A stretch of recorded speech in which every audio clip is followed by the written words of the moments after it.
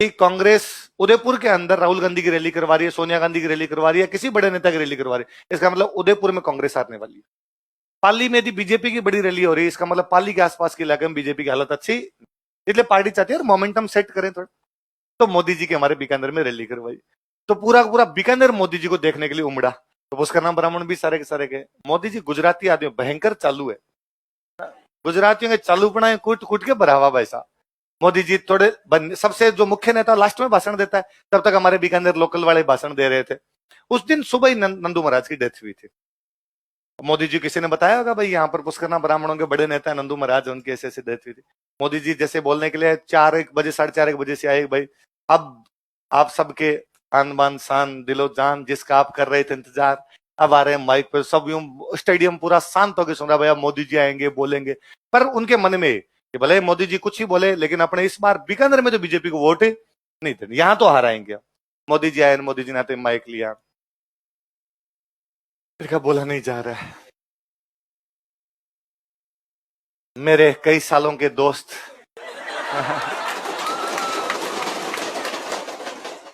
नंदू महाराज की मृत्यु ने मुझे अंदर तक तोड़ के रख दिया है।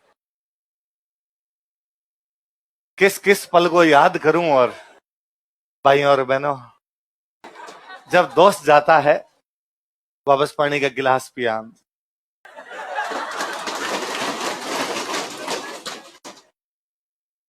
मित्रों ज्यादा नहीं कह पाऊंगा आपको।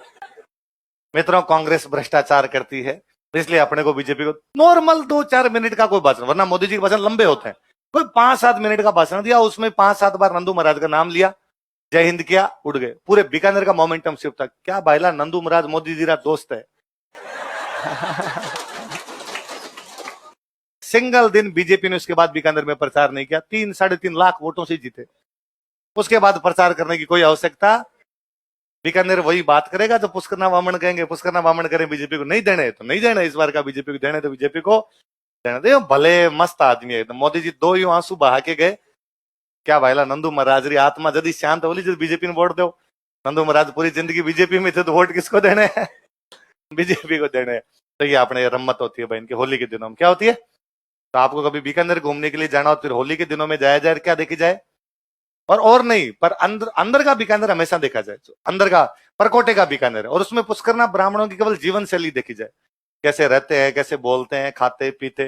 वो अपने आप में एक अलग पीएचडी है कि उनके ऊपर थीसिस की जा सकती है कि यार उनका रहने का रहन सहन कैसे आधुनिकता की दौड़ में भी कोई खुद को बचाए रख सकता है, वो पुष्करना ब्राह्मण सिखाते हैं।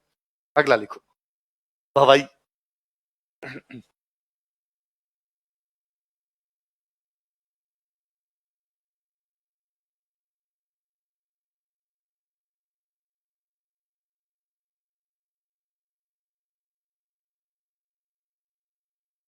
भवाई मैंने आप कहोगे सर आपने एक लोक नृत्य बताया था, बताया था एग्जैक्टली इधर भाई। भवाई एक लोक नाट्य।